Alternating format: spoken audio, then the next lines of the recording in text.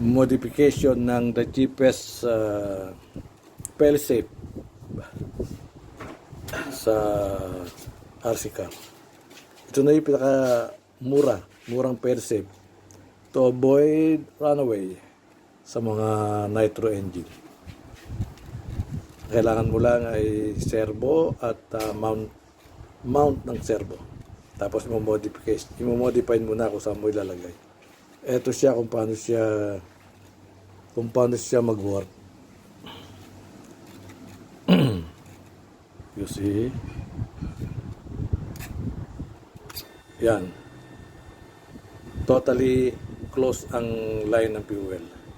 Kaya surely engine will stop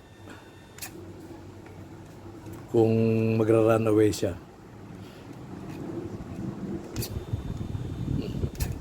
This is the cheapest way to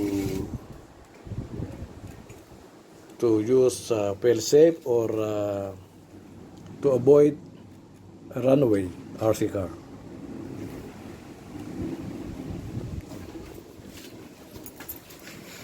At very simple lang, very simple. Isang servo lang at servo mount, okay na. Kaysa doon sa mga inilalagay na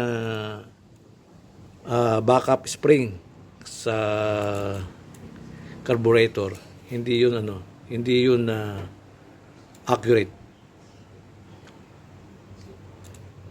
Yan. Kasi once na yung servo mo sa accelerator at saka sa brake nag-malfunction, nag-stack up, hindi mahihila ng spring yung play ng carburetor kung full acceleration ka. Pero kung nasa fuel line ang fail-safe mo, just to press the line, siguradong ang engine mo ay mag-stop. Kaya hindi na siya mag-runaway. Very simple. Okay? Thank you.